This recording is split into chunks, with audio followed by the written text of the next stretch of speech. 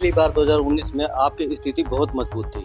आपको अगर टिकट दी जाती तो आप भी जीत जाते, लेकिन आपकी टिकट कटने के पीछे क्या कुछ मानते हैं? संगठनात्मक पार्टी में बदलाव होते रहते हैं और हर समय हर कार्यकर्ता को बदल के मौका दिया जाता है। क्या इस बार अगर मैं टिकटों में अनदेखी की गई या बदला बदली की गई तो किस तरह के परिणाम रहेंगे, क्या कुछ कहेंगे? देखो, जो पिछली दफा इतनी मेहनत और इतने कार्य करवाते हुए 75 पार के नारे में 40 पर हम रुक गए, तो अब के अगर उस प्रकार की अनदेखी हुई तो वो मैं कहना चाहूंगा कि जिस प्रकार से जो पिछली दफा से भी स्थिति हल्की रही, टिकट बंटवारे में कमियां रही, उन खामियों की वजह से ही जेजेपी का सहारा लेना पड़ा, वरना तो पूर्ण बहुमत के साथ भारतीय जनता पार्टी का मैं आपको विश्वास के साथ कह रहा हूं टिकट मिलेगी भारतीय जनता पार्टी की, और भारतीय जनता पार्टी के टिकट के ऊपर इलेक्शन लड़ेंगे। मैं महेंद्र भारती और आप देख रहे हैं पंजाब केसरी टीवी। इस समय हमारे साथ पूर्व मंत्री विक्रम यादव साथ हैं, उनसे बातचीत करते हैं। विधानसभा चुनाव को लेकर क्या कुछ रूपरेखा बनाई जा रही है, उसी पर ज़्यादा चर्चा करते हैं। सर, आपका पंजाब केसरी में स्वागत है। Thank you. सर, क्या कहेंगे, जिस तरह से 2019 में आपका टिकट काट दिया गया था और इस बार फिर 2024 आ गई है, किस तरह की रूपरेखा लग रही है आपको, किस तरह की मंशा पार्टी की लग रही है, और आपने जिस तरह से ग्राउंड लेवल पे काम किया था उस काम का आपको जो श्रेय अब नहीं दिया गया पिछले 2019 में, क्या मानते हैं इस चीज़ को? भारतीय जनता पार्टी विश्व की सबसे बड़ी पार्टी है। संगठनात्मक पार्टी में बदलाव होते रहते हैं और हर समय हर कार्यकर्ता को बदल के मौका दिया जाता है, और मुझे अब पूर्ण भरोसा है कि अब पार्टी मुझे कोसली हल्के से टिकट देगी और पुनः हम तीसरी बार कोसली हल्के में कमल का फूल खिलाएंगे। पिछली बार 2019 में आपकी स्थिति बहुत मजबूत थी। आपको अगर टिकट दी जाती तो आप भी जीत जाते, लेकिन आपकी टिकट कटने के पीछे क्या कुछ मानते हैं? देखो, स्थिति पिछली दफा भी मजबूत थी और स्थिति पिछली दफा से अब की दफा और मजबूत है। 2019 से 2024 का जो कार्यकाल रहा 5 साल का, इस 5 साल के कार्यकाल में प्रत्येक गांव, प्रत्येक घर और हर हमारे वो साथी जो हमारे साथ पिछले 10 साल से जुड़े हुए थे, उनके बीच आना जाना रहा है। ग्रामीण क्षेत्र की कोसली सीट है और ये क्षेत्रफल में हरियाणा की सबसे बड़ी कॉन्स्टिट्यूंसी है। आज जिस प्रकार से 2014 से 2019 का जो कार्यकाल मुझे प्रतिनिधित्व करने का अवसर प्राप्त हुआ, उस कार्यकाल के कामों को देखते हुए जो जनता का प्यार, जो जनता में उत्साह आज मुझे मिल रहा है, तो इसमें किसी प्रकार का संकेत नहीं कि अब पार्टी सर्वे करवा के जीतते हुए कैंडिडेट को टिकट देगी और पुनः हम कमल का फूल खिलाएंगे। और मुझे पूर्ण भरोसा है टिकट इस प्रकार जो हमारी पार्टी का निर्णय हुआ है शीर्ष नेतृत्व में, तो उसके अनुसार मुझे टिकट मिलेगी। पिछली बार 2019 में टिकटों की अदला बदली हुई, 75 पार का नारा भारतीय जनता पार्टी ने दिया, लेकिन वो 40 पे सिमट कर रहेगी। क्या इस बार अगर मैं टिकटों में अनदेखी की गई या बदला बदली की गई तो किस तरह के परिणाम रहेंगे, क्या कुछ कहेंगे आप? देखो, जो पिछली दफा इतनी मेहनत और इतने कार्य करवाते हुए 75 पार के नारे में 40 पर हम रुक गए, तो अब के अगर उस प्रकार की अनदेखी हुई तो वो मैं कहना चाहूंगा कि जिस प्रकार से जो पिछली दफा से भी स्थिति हल्की रही। 2019 के चुनाव में, 2024 के चुनाव में, अभी लोकसभा चुनाव हुए, उसमें भी जो पार्टी ने पिछली बार जो प्रदर्शन किया था, अच्छे खासी सीटें लेके आई थी, 0-10 से भारतीय जनता पार्टी हरियाणा में जीत के आई थी।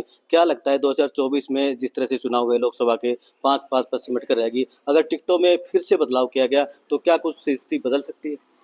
देखो, अगर टिकटों में सही जीतते हुए कैंडिडेट को, जो धरातल का कैंडिडेट है, जो ग्रामीण क्षेत्र का कैंडिडेट है, अब के तीनों दफा इस प्रकार की पोजीशनें होंगी, चाहे कोई भी पार्टी हो, कैंडिडेट की भी अपनी वोटें हो, पार्टी की भी अपनी वोटें हो, और उनके सहयोगियों के, उनके साथियों का उत्साह, उनके साथियों का सहयोग जो होगा, वही कैंडिडेट पुनः जीत दर्ज कर पाएगा। वरना खाली एक अकेला कैंडिडेट चाहे कि मैं जीत जाऊं, या पार्टी चाहे कि खाली टिकट के बलबूते से किसी को भी टिकट दे दी जाए जीत जाए, ऐसा मुझे संभव नहीं लग रहा। 2024 में जो लोकसभा में हुआ, अगर मैं टिकटों में हेरा-फेरी या बदलाव किया गया, रसूखदार लोगों के प्रभाव से टिकट बाँटी गई, तो वो पोजीशन फिर से विधानसभा चुनाव में दोहराई जा सकती है? नहीं, अब इस प्रकार की कोई पोजीशन नजर नहीं आ रही। हर आदमी जिसकी भी टिकटें कटी और जो ग्राउंड लेवल पे मजबूत आदमी है, वो हर आदमी अपनी 5 साल से मेहनत कर रहे हैं और मुझे नहीं लगता कि इस प्रकार की कोई स्थिति होगी कि उनकी टिकटें कटेगी। उन सभी कैंडिडेटों को टिकट मिलेगी जो 2019 से 2024 तक अपने लगातार मेहनत कर रहे हैं, ग्रामीण क्षेत्र हो चाहे शहरी क्षेत्र हो। आप पार्टी उनको सभी पहलुओं को ध्यान में रखते हुए, सभी प्रकार के कोणों पे देखते हुए, हर कोण के ऊपर जो मजबूत कैंडिडेट होगा उसी को टिकट दी जाएगी, जो जो भारतीय जनता पार्टी को जीत दिलवा सके और पुनः तीसरी बार हरियाणा में पूर्ण बहुमत के साथ सरकार बना सके। 2019 के चुनाव में या 2024 के लोकसभा चुनाव में जिस तरह से राव इंद्रजीत सिंह ने कहा कि दहीना तहसील को बनवाने में भी आपका ही सहयोग था, आपका योगदान था, वो एक नहीं बल्कि दो स्टेज पे जाके राव इंद्रजीत ये बात कह चुके हैं। और एक दूसरा है कि आपके यहाँ नर्सिंग कॉलेज बनना था, 2015 में उसकी शुरुआत हुई थी, घोषणा हुई थी, लेकिन आज पूरी बिल्डिंग बन गई है, लेकिन आज तक वो उसको अमली जामा नहीं बनाया जाएगा, उसका उद्घाटन तक उसको नहीं किया जा रहा। क्या कहेंगे आप? देखो, 2014 का इलेक्शन हमारे केंद्र में मंत्री भारत सरकार में राव इंद्रजीत सिंह जी ने ही टिकट दिलवाई और राव इंद्रजीत सिंह जी के सहयोग से मुझे विधानसभा जाने का अवसर प्राप्त हुआ और मुझे इसमें कहने में कोई संकोच नहीं। जहां उन्होंने मेरी ड्यूटी लगाई राव साहब ने, चाहे वो जाटसाना कॉलेज की बात थी, उन्होंने बताया कि भाई आपके विधायक जी, ये हरियाणा सरकार का काम है, ये कॉलेज जाटसाना का आपके विधायक जी ने बनाना है। मैंने कहा सर आपका आशीर्वाद रहेगा तो कॉलेज बनवा दिया जाएगा। उसी प्रकार से चाहे ढहीना खंड की बात है, चाहे ढहीना सब तहसील की बात है, चाहे शहादत नगर नर्सिंग कॉलेज है, ये 5 मंजिल की बिल्डिंग आपके परली तरफ जब आप मूव करके देखोगे तो 5 मंजिल की बिल्डिंग बनी खड़ी हुई है, आज तक इसका उद्घाटन नहीं हुआ है। चाहे सब डिपो कोसली है, रेवाड़ी डिपो के अंदर ये ग्रामीण क्षेत्र की वजह से भाई हमारे यहाँ साधनों का आवागमन अधिक हो, उसके चलते में हमें कोसली के अंदर सब डिपो बनवाया और सब डिपो की बिल्डिंग बनी, 5 मंजिल की बिल्डिंग भवन बना हुआ खड़ा है। मुझे अब पता चल रहा है कि शायद उसके अंदर कार्यशाला का काम शुरू हो गया। सब डिपो में कार्यशाला का काम शुरू होना, ऑयल मिल को बदली करके फ्लोर मिल में होना, ये हल्के का प्रतिनिधित्व करने वाले विधायक की जिम्मेवारियां होती हैं। मैं समझता हूं कि इस प्रकार के जो हमारे काम अधूरे आज तक लटके रहे, आने वाले समय में अब समय आ रहा है, इनको अमली जामा पहनाएंगे। चाहे वो कोसली का बाईपास है, कोसली का जो व्यापारी वर्ग है वो इस प्रकार से बट गया, 2 भागों में लोगों ने दुकानें खाली कर दी, जिनको एक डेढ़ साल से आवागमन 5 से 7 किलोमीटर घूम के जाना पड़ता है। जब हम कोसली रोड पे जाते हैं या सालावास रोड पे जाते हैं तो सीधा जाने का, पैदल का भी मार्ग नहीं है। पैदल भी अगर आदमी को जाना है वो भी घूम के जाएगा, 2 व्हीलर की तो बात ही अलग है। अब इसके पुल का मरम्मत करने से पहले ये जिम्मेवारी थी हल्के का प्रतिनिधित्व करने वाले व्यक्ति की, हमें इसकी आवाज उठाई, लोग इकट्ठे हुए, बाजार बंद हुआ, लेकिन उसका कोई तात्पर्य, कोई सोल्यूशन नहीं हुआ। अब जाकर के एक मार्केटिंग के रोड का नाहर रोड से शिलान्यास हुआ है, लेकिन मैं समझता हूं उसमें भी अभी समय लगेगा। शिलान्यास तो क्या है, लेकिन वो एक टेम्परेरी ही 12 फुट का रोड बनने जा रहा है, जो हमारा माननीय मुख्यमंत्री जी ने 2016 के अंदर बाईपास की घोषणा की थी और उसमें किसी भी प्रकार का कोई अड़चन नहीं था। वो राजनीतिक भेंट चढ़ा रहा। अब जब लोगों में जोश आया है कि हमें रास्ता ही नहीं मिला, तब उस बाईपास की याद आई है। तो बाईपास का काम है, चाहे नर्सिंग कॉलेज का काम है, चाहे जाटसाना कॉलेज की बिल्डिंग है, चाहे हमारे सब डिपो कोसली का उद्घाटन की बात है, चाहे ऑयल मिल जाटसाना की बात है, जिसको मुझे अब पता चल रहा है कि इन्होंने ऑयल मिल को बदल के ऑयल मिल को बावड़ हल्के में रामपुरा में किया और फ्लोर मिल को जाटसाना में किया जा रहा है।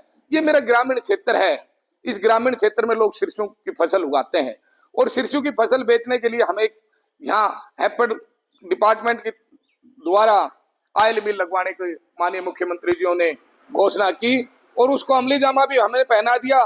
लेकिन उस अमली जामा को पहनाते पहनाते वो ऑयल मिल फ्लोर मिल में बदल गई। ये हल्के वासियों के लिए, हमारे लिए जो जिस प्रकार की घोषणा थी उसको उसी सिरे से नहीं चढ़ा पाए, तो इसके लिए कोसली वासियों को बड़ा महसूस होती है। जिस तरह से 2019 में 75 पार का नारा दिया और 40 पे सिमट के रहेगी, क्या मानते हैं? और जेजेपी से सहारा लेकर एक सरकार चलानी पड़ी। देखो, सरकार बनाने के लिए किसी ना किसी का तो जब बहुमत नहीं होता है सहारा लिया जाता है, तो कहीं ना कहीं कमी रही, जब तो लेना पड़ा। वरना तो 75 पार का नारा था, साकार होना चाहिए था। टिकट बंटवारे में कमियां रही, उन खामियों की वजह से ही जेजेपी का सहारा लेना पड़ा, वरना तो पूर्ण बहुमत के साथ भारतीय जनता पार्टी का राज आ रहा था। और अब भी वही बात कहना चाहूंगा मैं आपको, अगर टिकट बंटवारा ठीक हुआ तो पूर्ण बहुमत के साथ हरियाणा के अंदर तीसरी बार भारतीय जनता पार्टी की सरकार पूर्ण बहुमत के साथ बनाएगी। जैसे प्रतिनिधित्व की बात करें, 2019 से 2024 तक जो आपका विधायक रहा, आपकी पार्टी के विधायक लक्ष्मण यादव, उसके नेतृत्व में कहीं ना कहीं कमी रही, जिसके कारण चलते जगह जगह जल भराव की स्थिति कोसली में देखने को मिल रही है। फ्लाईओवर के दोनों तरफ निकलने का रास्ता नहीं है, मठ भी पानी में इस समय डूबा हुआ है। क्या मानते हैं आप? देखो, पानी की निकासी तो कोसली के अंदर शुरू से ही खामियां रही, हमें खूब सुधरवाने का प्रयास किया। माननीय विधायक जी ने भी अपनी कोशिश की है, ऐसा नहीं है कि उन्होंने काम नहीं करवाए, काम उन्होंने अपनी तरफ से पूर्णतः कोशिश की है। किन कारणों से काम सिरे नहीं चढ़ पाए ये तो मैं नहीं बता पाऊंगा, ये तो बता पाएंगे विधायक जी ही। और बाकी आज जो बारिश, जिस प्रकार से मौसम था और बारिश अधिक हो रही थी, चाहे किसी भी शहर में, चाहे कोसली में जाओ, चाहे रेवाड़ी में जाओ, आप जहां भी जाओगे तो उसमें समय तो लगता है पानी को जाने में। क्या कुछ मैसेज देना चाहेंगे अपने कार्यकर्ताओं से? क्या कुछ मैसेज देना चाहेंगे पार्टी का हाईकमान से, ताकि वो टिकट का ठीक से बंटवारा करे, आप फिर से आपको टिकट मिले, आप फिर से आपके क्षेत्र का प्रतिनिधित्व करें, और जो बची कुची जो खामियां हैं, बची कुची जो विकास की जो गति रुक गई है, उसको आप फिर से गति दे पाए? देखो, हल्का वासियों की भावनाओं को, उनकी विचारधाराओं को जिस प्रकार से हमारे मंत्री बिशंबर वाल्मीकि जी हमारे राय सुमारी के लिए रेवाड़ी आए और उन्होंने हमारे कोसली वासियों की राय सुमारी के लिए हमारे यहाँ आकर के कार्यकर्ताओं को बताया कि भाई मैं आपकी बातों का, आपकी भावनाओं का ऊपर तक आपकी बातें भेज दूंगा। और मुझे विश्वास है, जिस प्रकार से उन्होंने आश्वासन दिया कि भाई आपका जो भावना है उसको हम शीर्ष नेतृत्व के पास रखेंगे और शीर्ष नेतृत्व के पास रखा जाएगा, तो मुझे पूर्ण भरोसा है कि पार्टी ने जिताऊ कैंडिडेट को टिकट देनी है। और कोसली हल्के से मुझे पूर्ण भरोसा है कि हमें भारतीय जनता पार्टी की टिकट मिलेगी और हम पुनः कोसली हल्के में कमल का फूल खिलाएंगे। अगर मैं पिछली बार की तरह, अगर मैं इस बार भी आपकी टिकट कट गई तो क्या चुनाव लड़ेंगे? देखो, ये समय की बातें होती हैं, शायद कोई भी नहीं चाहता वर्कर अब मैं चुनाव नहीं लड़ूं, हर आदमी चाहता है कि चुनाव लड़े, वो समय की स्थिति होती है। और मुझे भरोसा है कि मुझे टिकट मिलेगी। आप ऐसा क्यों सोच रहे हैं टिकट नहीं मिलेगी? मैं आपको विश्वास के साथ कह रहा हूँ, टिकट मिलेगी भारतीय जनता पार्टी की, और भारतीय जनता पार्टी की टिकट के ऊपर इलेक्शन लड़ेंगे।